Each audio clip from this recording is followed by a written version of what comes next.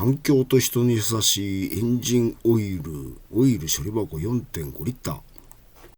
カインズホームオリジナル198円。では組み立てましょう。この結束バンドはね、後で使うんで捨てずに置いておきます。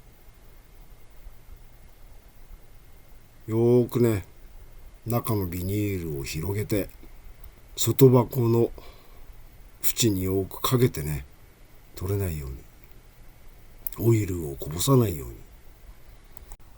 はい、完成。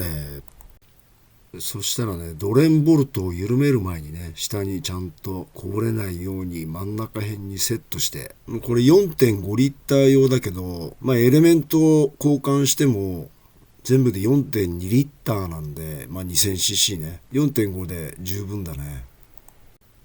大型車の場合はこの上の 6.5 リッターっていうのがあるから、それ使ってね、オイルの残量によってこの垂れてくる位置が変わるので、よくついててやって、こうやってずらしながらやってね。とこの後は垂れてくる音を聞いてもらうから。やってね、場所をちょっと移動させて、ね、外へ垂らさないよ。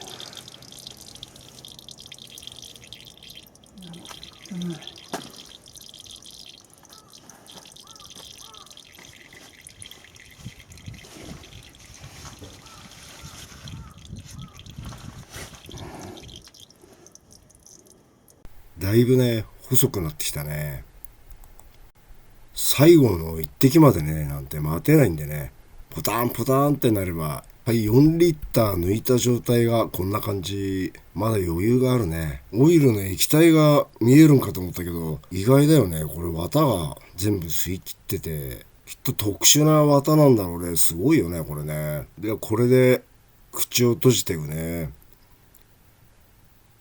まだね、容量がある、余裕があるから、汚れたやつを入れて、これで閉じちゃうね。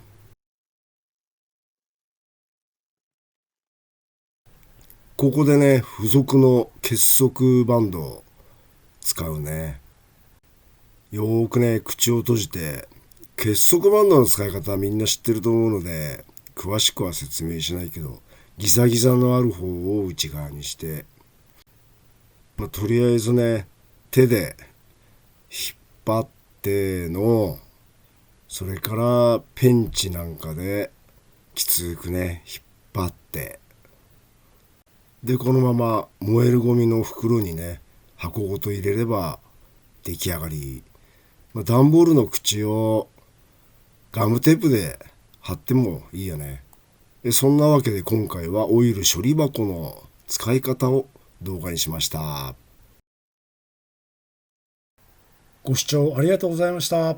いいねとチャンネル登録していただけると今後の励みになります。これからもよろしくお願いいたします。